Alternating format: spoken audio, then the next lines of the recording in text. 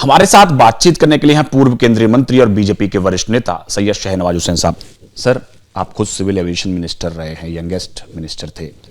Indigo के चलते जिस तरह से कैओस पैदा हुआ, जिस तरह की हालात बने हुए हैं, तमाम यात्री परेशान हैं, किस तरह से इसका समाधान आप देख रहे हैं?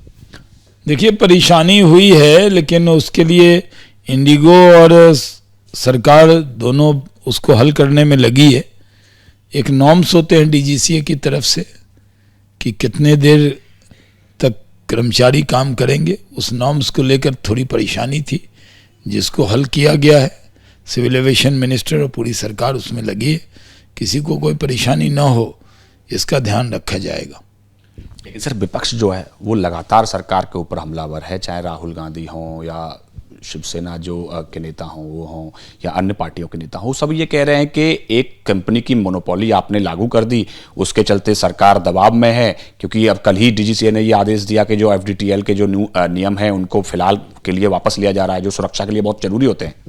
अब देखिए, एयरलाइन के रिक्वेस्ट पे उसको लेकर सरकार ने बातचीत की है और ये विषय जो डीजीसीए के रूल हैं वो तो सबको फॉलो करने ही होंगे, लेकिन तत्काल प्रभाव से लोगों को परेशानी ना हो और उनकी सुरक्षा से भी कोई कंप्रोमाइज़ ना हो, इसके लिए सरकार कदम उठाया है।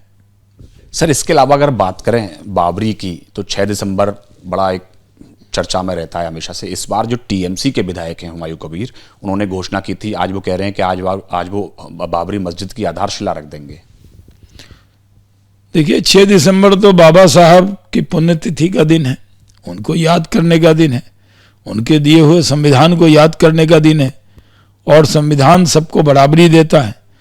तो इस देश में बाबरी की जगह नहीं है, बराबरी की जगह है, और बराबरी, सबका साथ, सबका विकास, सबके विश्वास के रास्ते पर हमारी सरकार दे रही है। और टीएमसी जानबूझकर हुमायूं कबीर को उसने आगे किया, बाबरी मस्जिद बनाने की बात की।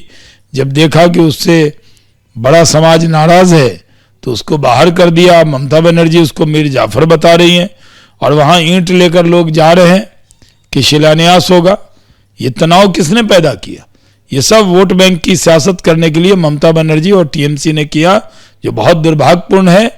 आज के दिन जानबूझकर पूरे देश में तनाव हो, इसलिए ऐसा किया गया। क्या आपको लगता है कि बंगाल चुनाव से पहले तुष्टीकरण की एक कोशिश है? क्योंकि कई सारे जो तमाम जो लोग हैं बंगाल से, वो ईंटें लेके जा रहे हैं बाबरी मस्जिद बनाने के लिए, तो कहीं ना कहीं एक कम्युनल एक टेंशन क्रिएट किया जा सके। ये टीएमसी की बहुत बड़ी चाल है। टीएमसी चाहती है कि तनाव पैदा हो जाए। टीएमसी चाहती है कि लोगों के बीच में ऐसा माहौल बन जाए जिसमें बाबरी मस्जिद की चर्चा फिर से हो जाए। लेकिन हिंदुस्तान का मुसलमान तो बाबरी के पक्ष में अब नहीं है। वो तो जानता है कि बाबर हमलावर था, बाहर से आया था, उसको याद करने की क्या जरूरत है? उसने क्या किया था? हिंदुस्तान के हिंदू या मुसलमानों के लिए कौन बड़ा काम करके बाबर गया जो उसके नाम पर बाबरी मस्जिद बनेगी?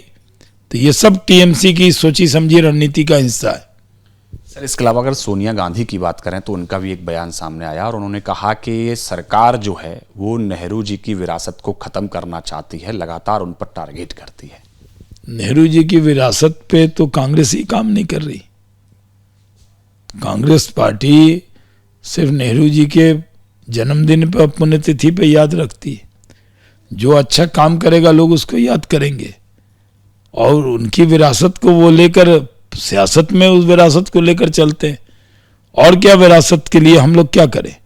हम लोग तो वो प्रथम प्रधानमंत्री हैं, उनके लिए प्रधानमंत्री जी जब सारे प्रधानमंत्रियों के लिए म्यूजियम बनाया तो नेहरू जी के लिए भी उनके बारे में बहुत सी चीज़ें उसमें डाली। और इस देश का, भारत का कोई भी प्रधानमंत्री होगा उसका सम्मान तो सब लोग करते हैं, लेकिन कांग्रेस उनके नाम पर सियासत करती है। धन्यवाद हमसे बात करने के लिए। कैमरा पर्सन रवीश पांडे के साथ पवन गौड़, एबीपी न्यूज, दिल्ली।